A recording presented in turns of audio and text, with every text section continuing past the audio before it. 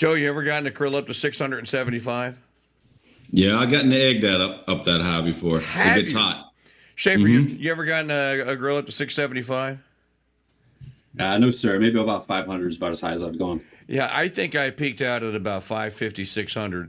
I can tell you this: when you do on that egg, Mike, the handle in the front, it gets hot.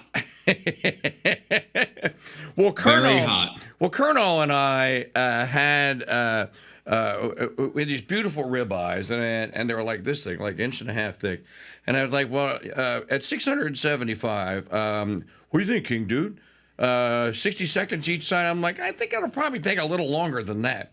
But 60 seconds each side of 675, those jokers were crisped. Yep. And we froze them for 3 hours. So it was quite the experience. So let's go to topic number one, and let us counsel everyone that has a pellet smoker. Here's what you're going to do. First thing you're going to do is you're going to turn your man card in on all of your social media. If you're watching right now, you're going to apologize to all the good men and women who actually barbecue and actually know how to light fires and logs and charcoal. And I'm going to show you some things, some tricks of the trade that I like to do. I'll describe them as best I can. As the show goes on, it builds up a catalog of stuff. Well, we'll be able to build up a catalog of videos and photos. I just ran out of time today, but I can describe some cool methods for you and with you. We'll talk about the difference. Do you brine? Do you go dry rub? Sauce? No sauce? We'll do some of the smokers. We'll talk about the different kind of meats. We'll talk about, my view is that brisket is the most overrated chunk of meat in existence. Everybody's like, oh yeah, I got a brisket. I have never had brisket that I was willing to fight someone for. I've never had a brisket that I was willing to die for. I have had a rib, and I have had pulled pork that I'd be willing to crawl through a minefield dribbling a basketball to get to the other side of the minefield to get it. But I had never had brisket. But it's like, oh, brisket, this is brisket. I'm like, takes 10 hours to cook. Takes the longest. We'll talk about it later. So the first thing, let's destroy all, and I mean all, of the pellet smokers on Earth. I say we take off and nuke the entire site from orbit. It's the only way to be sure. Just goes up in a ball of flames right now. So let's just let's dispense with that. And if you have a pellet smoker, ask for forgiveness, and we will forgive you. But you must pledge to never do it unless you're a caterer. If you're a caterer, I'll give you the if you actually. Maggie's going like, no. Why not? No respectable caterer is going to do pellet smoke. They're going to do old school smoke. Tastes better. Yeah, but I agree with do something. Yeah. I agree with Candace. I agree with Candace. If the only way that I'll allow them to cheat, and I'm one that believes that even with the egg, it's cheating. When I actually learned to barbecue by sneaking off of Fort Bragg. There was an older gentleman by the name of Mr. Brown. His place looked like a shack, but it had the best barbecue I've ever eaten in my life. And he says that the only true barbecuers they have to build their own pits. And if you don't build your own pit, you're not a true barbecuer. But I will allow the caterers to cheat and get an egg because it is awful simple to barbecue or to smoke on an egg. It's very easy. Yeah, but the thing about cooking on an egg is you can't cook. They're small. You can't cook a lot on it. I mean, I have the 22-inch. I think you had the 28. I think they make 30s now. They make a 2XL now that is massive. But you're right. One of the biggest problems with the eggs is just space. They've added shelves you can put inside. You're very limited. I actually just picked up off of Facebook of all Marketplace a barrel smoker. One of the commercial ones. Guy had it brand new, never used it, and I thought, well, heck, let me give it a whirl. So this weekend we're going to give it a whirl and see how it goes. Well, you know what? Speaking of barrel smokers, you can make and of eggs here.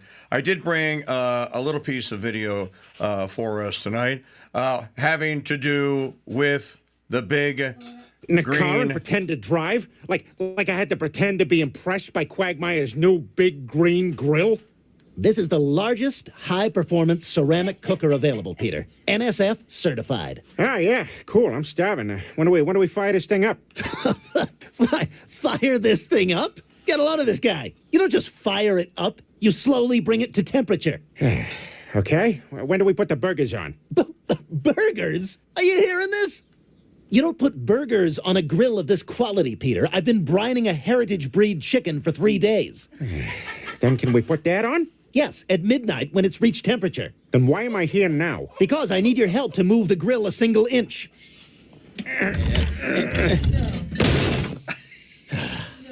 Well, let's just listen to music on my high-end stereo system.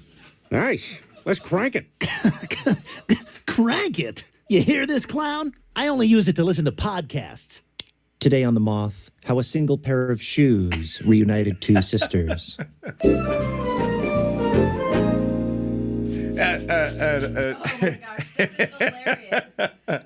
And so, That is absolutely hilarious. yes, and so the Family Guy.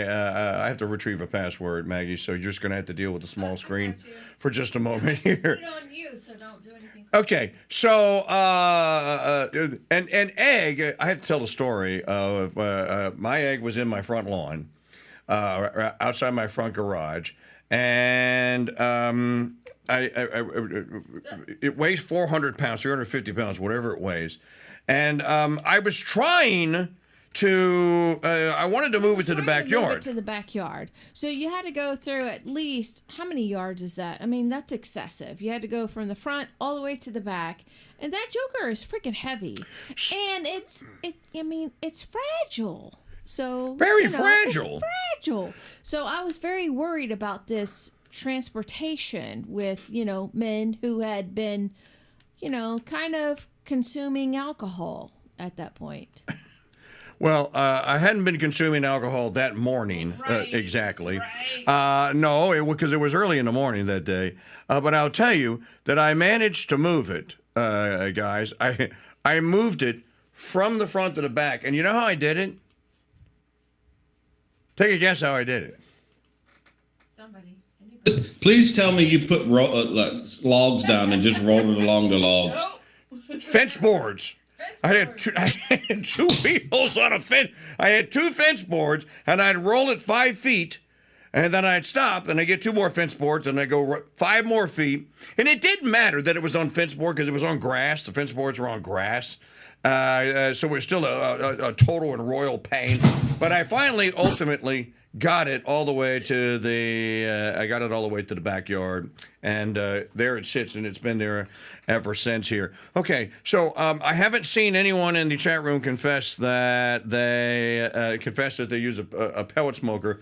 Now, I don't know why why you guys are saying that a green egg is not a barbecue, because a green egg is most certainly anti-egg. A green egg is most certainly a barbecue. It only uses, I don't know about you, Joe, but I only use charcoal. I only use lump, unless, and I'm going to give you a trick when we start talking about doing pork butts. I only use wood. I've never used anything else.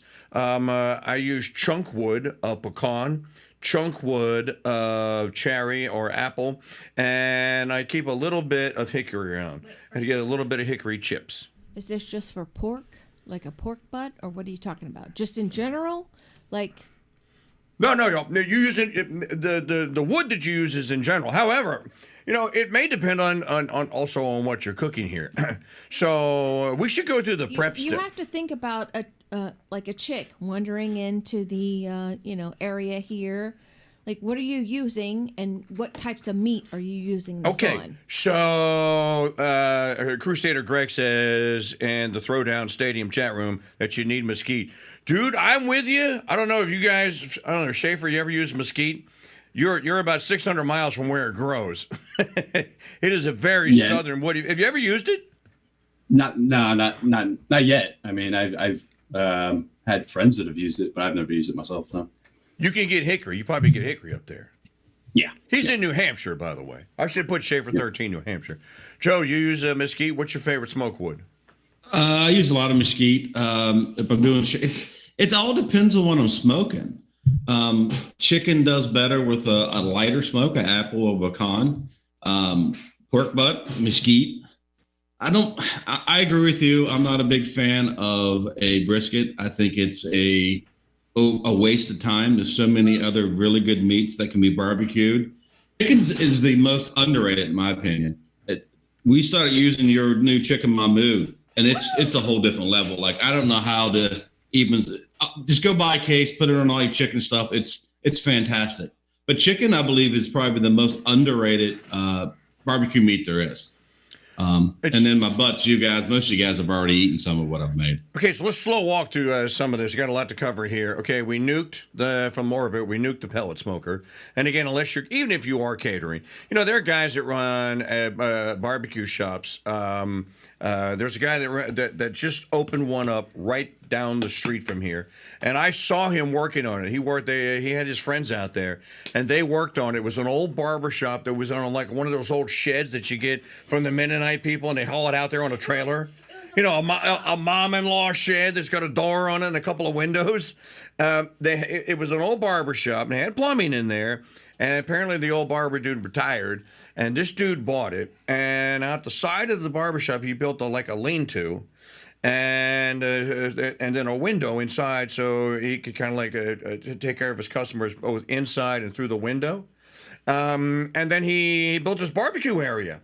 Dude, he has got a 10-foot long, 4-foot diameter barrel smoker. Now, that is some real barbecue there, brother. That's some real barbecue there, brother. That's not the fake stuff. And I would love to go down there and go hang out with him one day just to see how he manages the fire. Because, barbecuing is more about managing fire than it is about seasonings or anything else, I think. And that's why, they have those TV shows on the Food Network and where there it is. Maggie, do a picture. It's a really cool place. I want to actually go and try his barbecue and see, because I saw the smoking. I'm like, well, he's a real dude. He's actually smoking. But barbecue is more about managing the fire than it is anything else. Because like Jeff was saying earlier, he's burned a lot of stuff on propane, and I think this is why when they say some guy that's on one of those shows on History Channel, they have barbecue shows or whatever, and they call him a pit master. Some of those guys are really good, like Myron Nixon. Myron Nixon. Myron Nixon is an old barbecue hand, and you can tell. I'm going to give you a couple of measures on how you can tell somebody is an actual ace at barbecuing. But it is really all about the fire. And the longer you've been on the same pit, the better that you're probably going to be. I'm going to tell you, I would never take my green egg to competition. It's not reliable. It's hard to keep a fire. It's if you're using the little aluminum chimneys, I'm talking about, where you light your charcoal in it on the concrete. It looks like a giant beer can. It looks like a giant can. It's got a handle on it, and you put your coals in there, or a little starter at the bottom of it. It's got a little mesh in the bottom, and that way, if you're doing a big long cook, you can keep on a small pit. You can keep replenishing it. So I would never bring the egg because it's almost impossible to replenish it.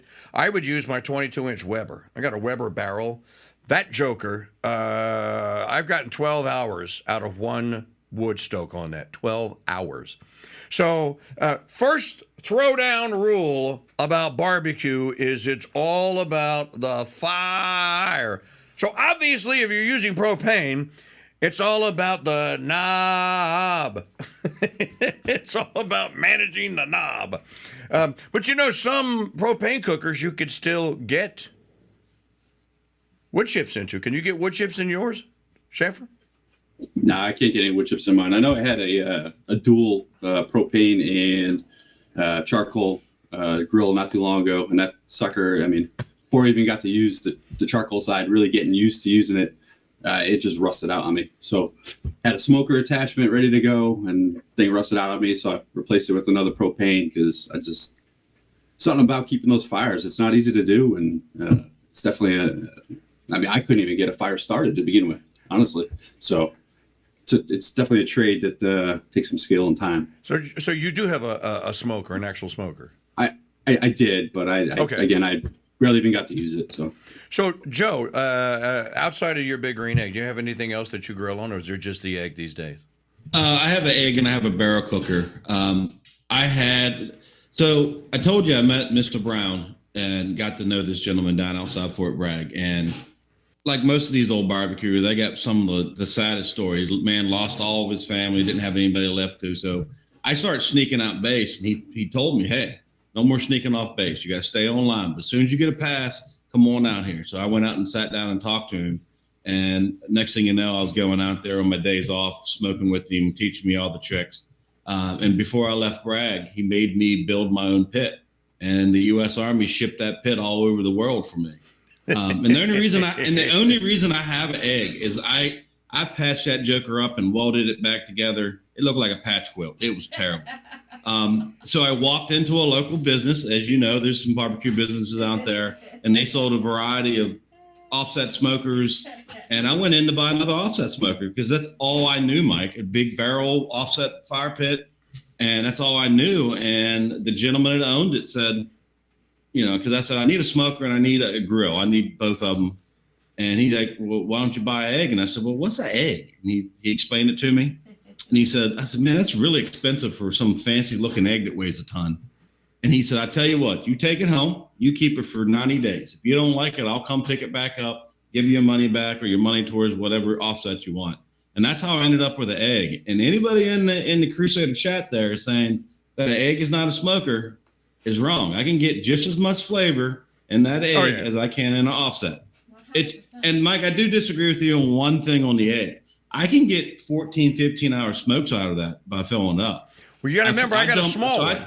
I got an 18. Yeah, yours is a little smaller, but I do it a little differently than you do too. Is that I fill the bottom up with lump charcoal, and then I start my fire with my starters, same way you do, and then I put my chunks of wood in and my plate setter, and I let it slowly come up to temp. It takes about 20 minutes to get it to around 250, and you got a good smoke, and let the smoke clean up. That's the other thing we need to talk about, Mike, clean smoke and dirty smoke. Yep. Which you and I probably understand. You can probably explain it a little better than I can, though. Well, I want to tell you, and thanks for watching us and joining us here on Thursday Night Throwdown. I saw a Throwdown comment in the chat room earlier. Where was it? So somebody was. A big green egg, Joe, is a bougie. It's a bougie pit. It's not a real pit. And I'm going to tell you, anything that you burn wood on is barbecue to me. Barbecue, the term comes from the term barbacoa. And, our cooking club went from being the death chefs, had won a couple of trophies, but we were scaring the kids because we were doing charity contests for kids that had brain cancer, and we'd show up at the award ceremony, to hand the check to the kids or whatever as one of the celebrity teams, and the kids are like, because we'd have T-shirts. Well, I have one in this picture in the chat room you could see, and it's a big giant skull. It's got a couple of blades crossed on it, and I could see for a child it might be kind of scary. So one of the guys at Hogs for the Cause went, dude, we love you, KingDude, but can you not wear the Death Chef T-shirt next time you're going to be around the kids? And I started thinking, maybe if we're going to do this charity thing, maybe we need to change the name. So we changed the name to the Barbacoa Brotherhood. And the Barbacoa Brotherhood basically is this logo right here on the Beast and Butt Rub. That is the old logo of the Barbacoa Brotherhood. And I just changed it, and it fit perfectly for Beast and Butt Rub, too. So just a little trivia there. But I want to go back to something that Joe was saying earlier, or something that I said one of the skills, and we'll talk a little bit more about fire, but one of the skills, let's talk about ribs for a minute. Most people, when you think barbecue, you automatically think pork ribs. Am I right? Most people think, okay, where can you get the best? And we know this is true because a certain company that has a pair of golden M's, arches, decided that it was going to get into the barbecue business at his hamburger restaurants by this god-awful thing called the McRib. You ever had a McRib? That is not barbecued, I assure you. But they try to pass it. I'm not even sure it's pork. I don't know what that thing is. But we know that the ribs are very popular. It's the contest everyone wants to win at Hogs for the Cause, Memphis at May, any of your KC Masterpiece competitions. Myron Nixon's World Championship KC Masterpiece. He's won the rib competition a couple of times. Ribs are, and I think it's the most difficult piece of meat to get it right. Because you can overcook it. People, I just thought, okay, that's not barbecuing. That's called crock potting. If you're gonna make it so it falls apart, that's crock potting. That's not barbecuing. But one of the things, and I bet there are a lot of people out there that are listening or watching right now that don't know this. Joe, you know the membrane trick. Oh, I absolutely know the membrane trick. You do it on the pork, but not on the beef you get ready to talk about. Yes. Well, did you ever cook a slab of ribs with the membrane on it? So I had the old guy that Schaefer's taught me going like, said, "Yep, I did it. Yep." Long time ago, Mike. Go ahead, Joe. So, but I've seen like some of the old school barbecue guys do it. I don't know how they pull it off, because if you don't rip it off, it's tough as nails. You can't get through it. But I've watched them. They use it almost like they cook it down like something to keep the heat from destroying the meat. Okay, so no, you can, as long as you're, if you're eating topside down, the membrane won't affect you. It's if you're trying to gnaw around that bone, I mean, you might as well have encased that thing in titanium, because you're not getting through that membrane. And there are a lot of people that cook their ribs and don't pull the membrane off. So if you want the first pro tip I'm going to give you, and it's difficult to get off, especially if you've never done it before, you'll either go like, well, I'll just get a knife, and don't use a knife. If you're using knives and membranes are gay. Don't use a knife. That's first of all, it's not going to work. The first thing I'm going to tell you, it's not going to work, and you're going to get more frustrated because you're going to have 8 slits and no membrane. Here's how much membrane you're going to get off of that knife. 0.0. So the best way to do it is to get a paper towel. Do not try to do it with your fingers, because it won't work unless you've got a really tight grip and your finger absorbs oil. Paper towels, have a couple at the ready here, and start on the big side. Never start on the little side. Start on the big side, and then if just work it with your pinky. You start working around until you find a way. And it's like you're casing the joint, right? You're just looking for a weakness, and all you need is the tip of that pin right there. If you can get this underneath that and you can pull it up, then you're in. And then the whole thing is just about try to keep it in one piece so that you can pull the whole thing off. Another thing about ribs, just another pro tip, always, especially the lazy companies that do St. Louis style ribs, they almost always are going to come with that flap on the back side of the rib. It's a giant membrane too, and it's very difficult to get off unless you get it all in one piece. Cut that off. That's actually basically that's the part of the loin. You cook that separately. You don't want that on your ribs. So that's just a couple of little rib tips there. And then I'll give you a Boston butt tip, and I learned this the hard way. If you're going to do Boston butts, if anyone ever tells you, "Oh, I love picnic shoulders with no bones," don't go to their party. It's going to suck. Yep.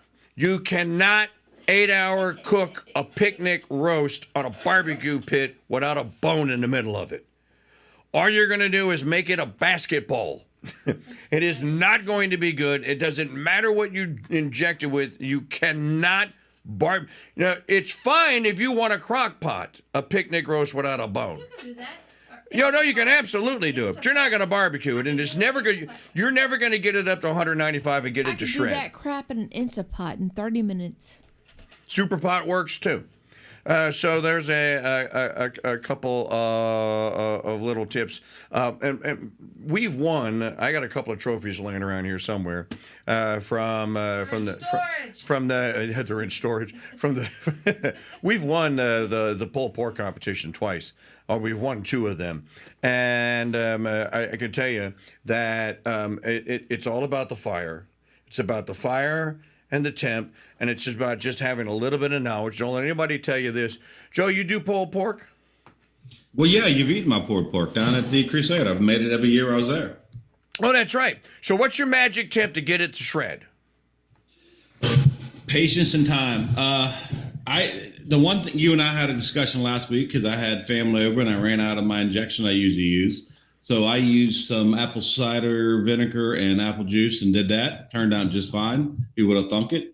I inject. I know you and I talked. You don't. You just go all natural and No, I've mustard injected. and season. No, I inject.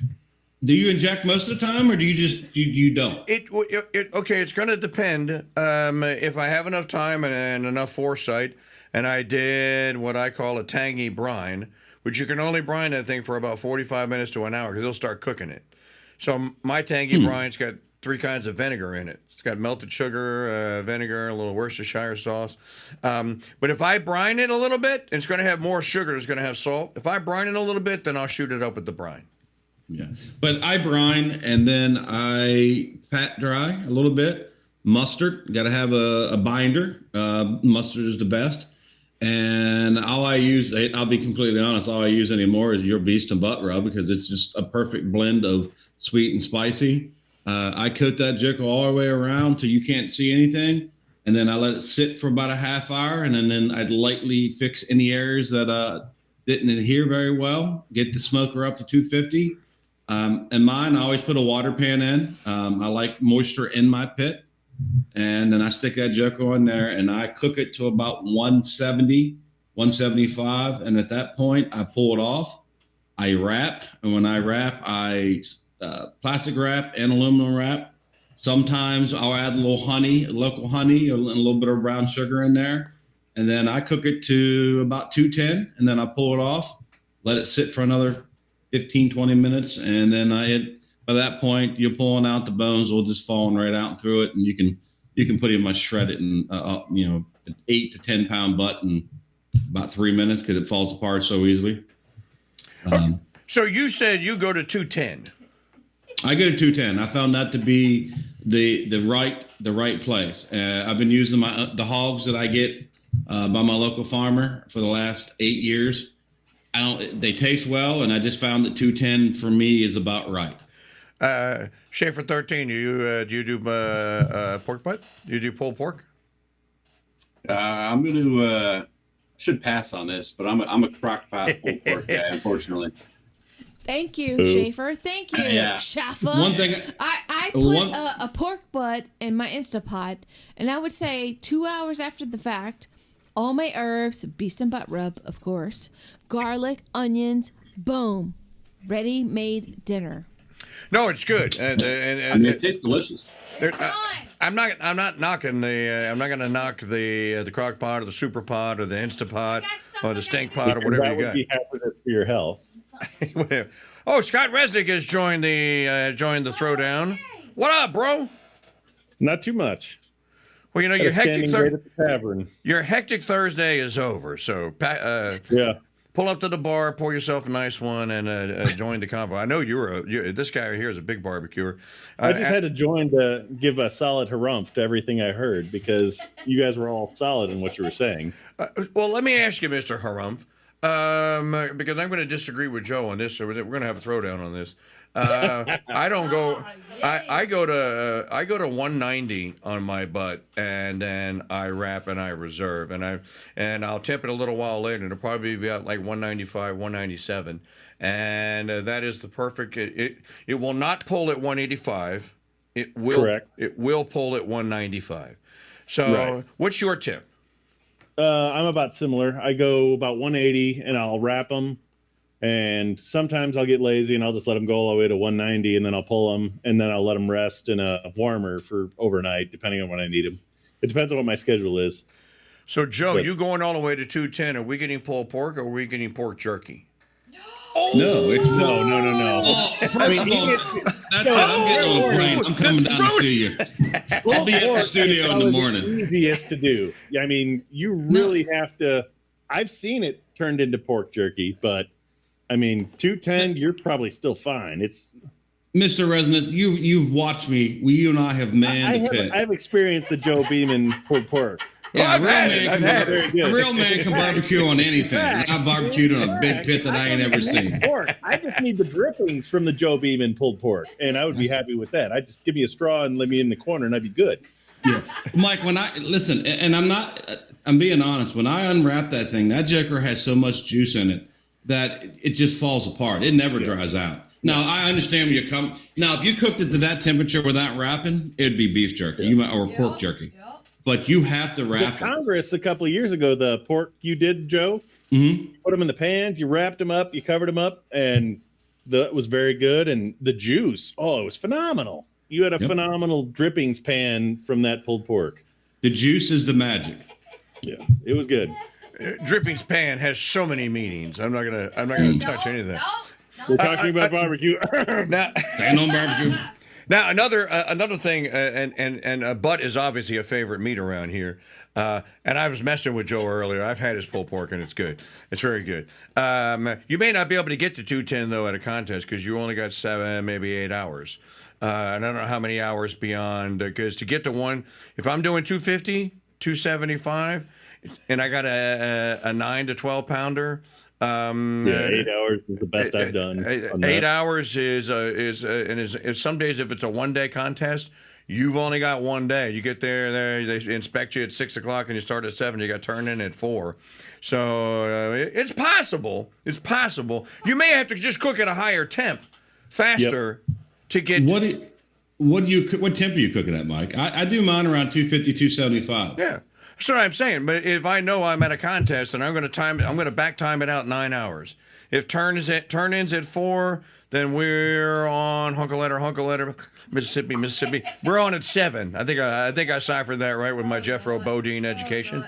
Right. So I'm going to back time it out 9 hours. Well, I'm going to tell you, I did the butts this weekend. They went on at 7 a.m. and I had them off by 3, and we were eating by 3:30. Now, is this including the wrapping and to get to the 210? Absolutely. So you didn't take them off at 3, you took them off at 2. I took them off. No, I took them off. Well, yeah, I pulled them off 2 hours. So I would have been 1 o'clock that I pulled them. I pulled them at 1, and then I wrapped them until the final time when I pulled them off. And then I let them sit there with a blanket. I wrap them in a blanket and let them sit there for a half hour. So, and then they just fall apart. Yeah, when we've done competitions with the Boston Boat with the bone in, and again you got an 8 hour, maybe a 9 hour day maximum. You want to when you're an hour out, you want to be at 180, 185. Yeah, you want that insurance so that you can take it off and that you can wrap it up. Mainly, you're wrapping it up just to make sure it doesn't cool off. And then to get that extra 10 degrees. And if you're going to sauce it, that would be the time that you're going to sauce it. I don't sauce my butt until it's finished. Joe Beeman? I don't sauce at all. Scott I believe in Resnick? You sauce? I don't sauce while it's cooking. I will do sauce on the side for pulled pork. Ribs I will glaze after they've finished their little dance in the smoker. Now, Mike, have you done whole hog? Have you done whole hog with your competition? Now, don't down me there back there. I have. That's the one thing that I have. I am so sorry. I've noticed your producer is a lot more vocal I'm sorry. on this subject versus the muscle cars. I'm so sorry. Hogs for the cause. We do a whole hog every single year. And yes, bomb.com. Well, let's make a little challenge right now, shall we? Let's do it. So I'll come down. You find the barbecue spot down your way. I will bring the Beeman family down. I know the barbecue spot down my way. It's called a Modern Dolorosa Center. And it's got the pit built in. Rusty will put us up for the weekend, right, Rusty, in the chat room? My house. Like, are we talking about a big shindig or just like a family shindig? Rusty doesn't even know it. We're invading. We're taking over. Family shindig. You can do it out of a house, but no, we should do another. We should do another competition, and all the money goes towards our friends up at the St. Benedict Center. That's a great idea. They could probably use a little help. And I'll come. I've only helped with a hog one time. I've never done it myself. And mine, I'll be honest with you, it was edible, but it wasn't as good as I thought it should be. Rusty says he's in. We can work that out. Let's do it. Oh, folks. Let's do it. You talk about a great place for a little barbecue throwdown. And you can ain't have kidding. a Latin mass in the morning. Father Glock, and well, we can go to Father Glock's church actually right down the road. Let's do this, dude. Let's pick a football game a football date this fall and do it. That'd be fantastic, Listen, man. I have a mountain to leave that I need to take, and Miss Katie is able to walk around again. So it would probably be a very good idea. And this still the money. All the money goes to the St. Benedict Center. Yeah, We yeah. can help the sisters build a new house, the brothers, whatever they need. That's a good cause I can get behind. That would be a great fundraiser. Great fundraiser. 100%. Yeah, talk about hog for a cause. That's a real cause. The new hogs for a cause. Now, Scott Reza, your pit is almost big enough to put a hog on. No, I have a. You could get an 80 I have to a 100 fake pounder, offset. couldn't It's you? called an Oklahoma Joe, but it's made by Chinese slave labor out of tinfoil. Okay. So Joe asked me about a whole hog. So let me look. We've cooked I probably cooked a dozen. I cooked 6, 7, 8, 9. 9 in competition. Got three top 10s, 1 top 5. A whole hog is almost, dude. Anyone that tells you, "Well, I got this for a whole hog," whole hog is very, very difficult. There are some people going to tell you to put it on a spit and do this. I like our method. We have this thing called a Kachina or a Cajun microwave. Rusty and Dusoni, Rusty, you know. Rusty actually has a pit big enough to do a whole hog on. Yep. We can get a fire going at the Mater Dolorosa Center. That thing is actually the one at the center there. yeah. Yeah, that one at the center is a good cooker too. I mean, One at the center might be big enough to do a whole hog. You could do a half. You could do a side. I don't know if you could get 2 sides on there. Well, you know what? The one at the Del Rota Center, you can't because it has the metal in between for the 2 doors. I don't think you get a hog in that's there. right. That's right. Yeah. But I will tell you that one of the things about doing a whole hog is you have to think smoker's intuition here. If you're trying to get smoke on it, which is very difficult because of the size, unless you've got one that's big enough. If you're using a Cajun microwave, you're not going to. But you know what? We got a third place using a Cajun microwave, so I don't think the smoke is the necessary ingredient. I think that in this instance, when you're cooking the whole hog, the preparation actually does matter. And yeah, Joe Beeman, I will shoot a gallon of stuff up, including an entire 5th of Jack Daniels or Jim Beam. Make it up we make a giant sauce with it, with the cayenne pepper and hot sauce and mustard. We have a nice little recipe, and we actually bought a giant. It looks like one of those things that you walk around your house and you spray bugs with. It's got a pump, but we got a needle on the end of it. It's an industrial needle. It just doesn't break, and it's got a spout on it. So you just pump it up, and you're just going to go around that hog, and you are just going to literally pump 2 gallons of fluid, depending on the size of the hog. Doesn't hurt if you're not a vampire. Doesn't hurt to do 30 or 40 pieces of garlic. And you're going to use a fillet knife, a long, sharp fillet knife. That's what a fillet knife is.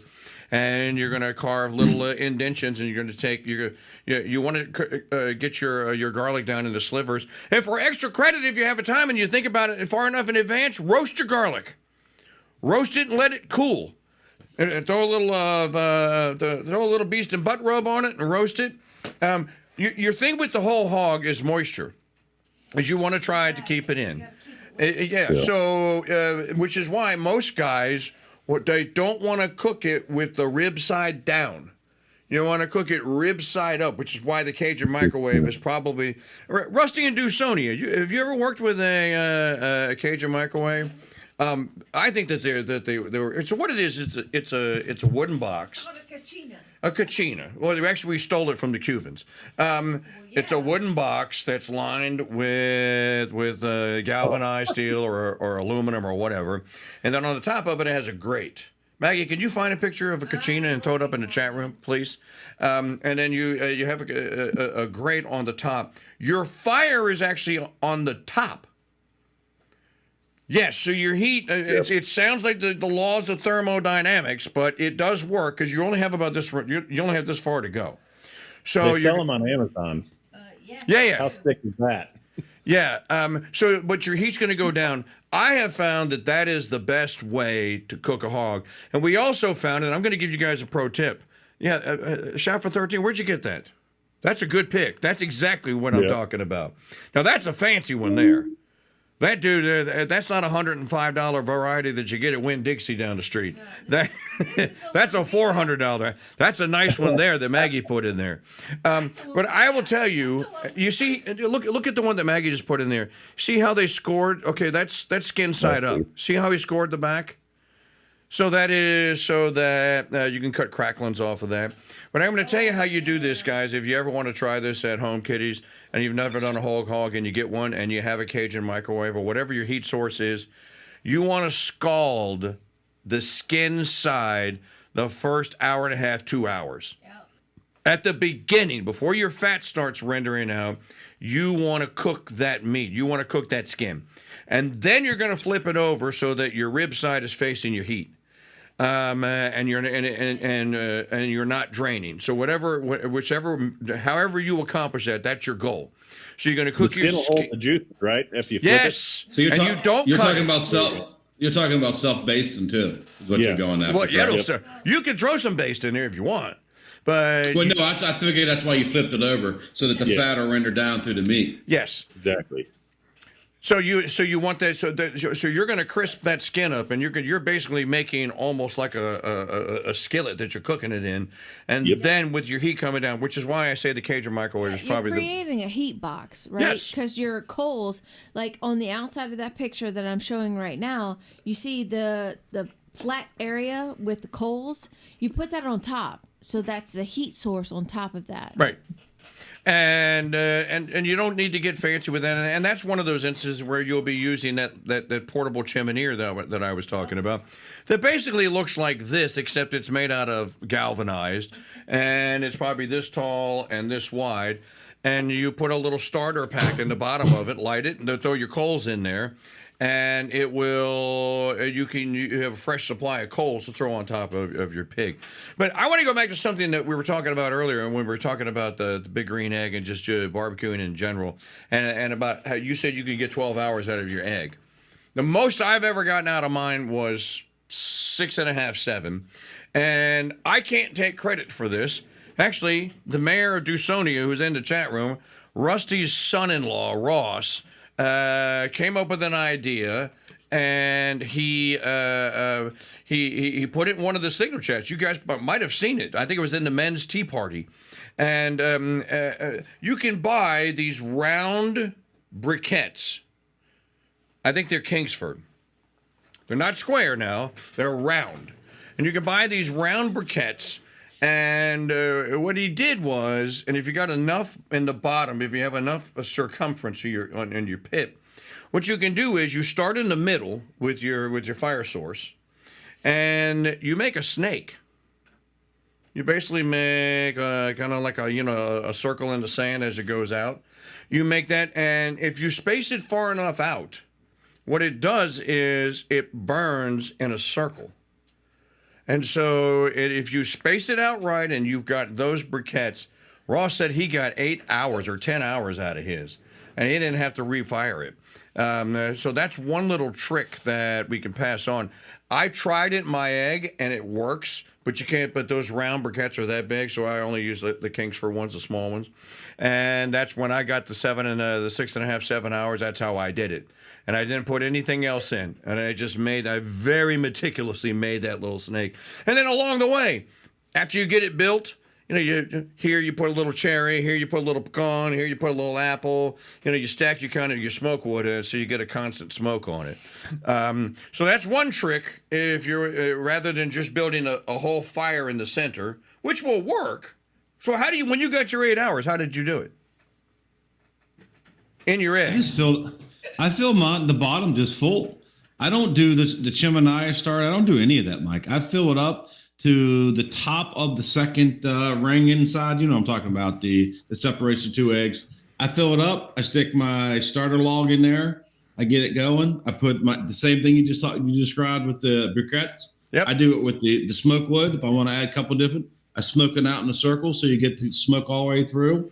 and then I put my place setter in and a pan of water and the Gradle on top and let it get the temp. Then literally, I just cooked two 10-pound pork butts. That's all I could fit on the egg.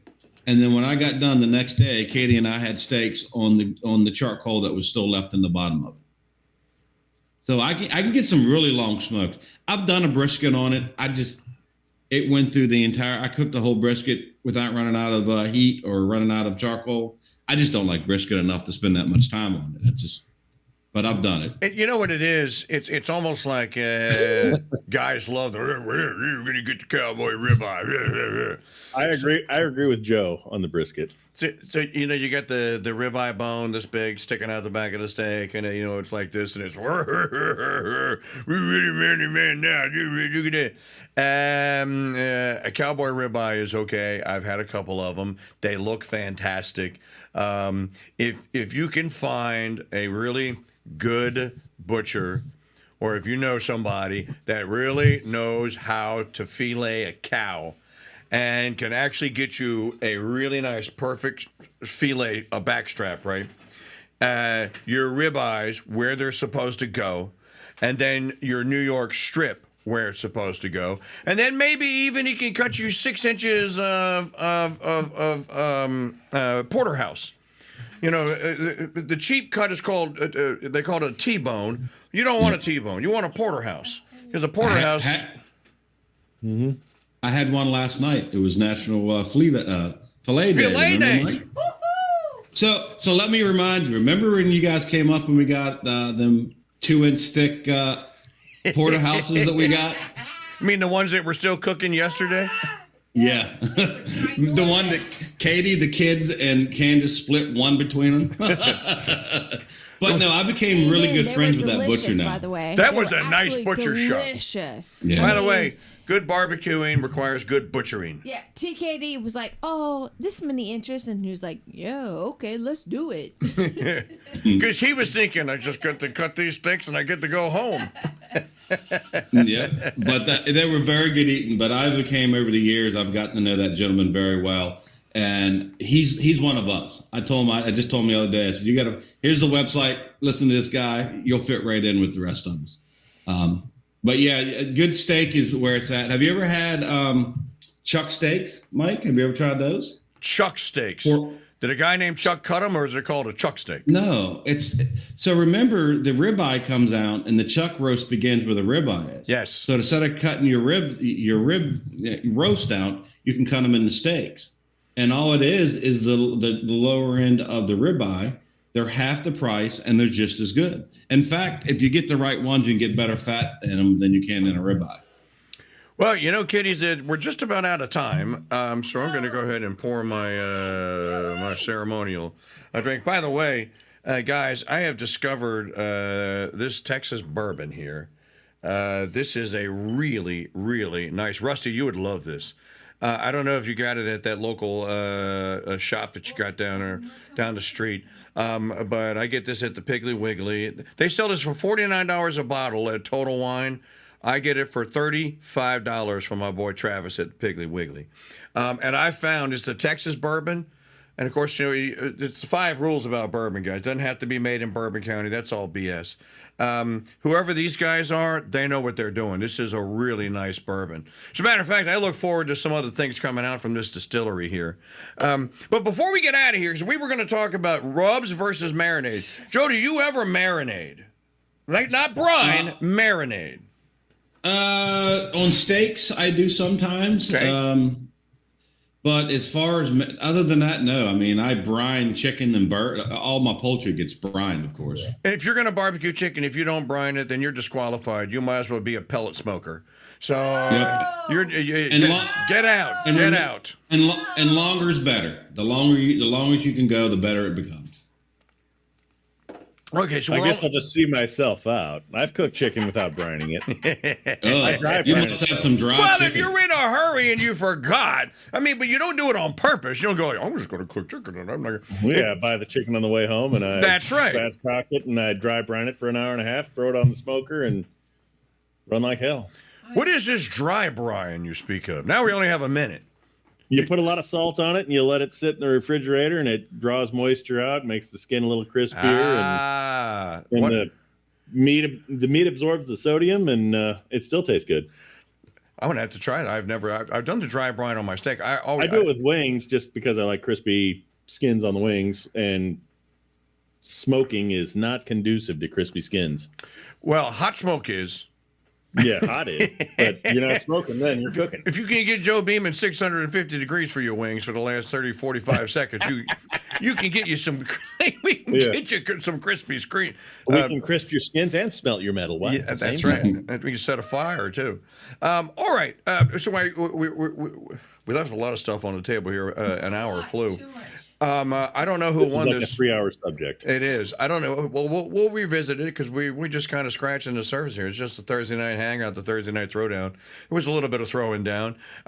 Listeners and chat room people, if you think that one of us stood out more than the other or won the belt from Joe Beeman because he can't take it every week, well then, and if he gets to keep picking the subjects which are favorable to him, he might.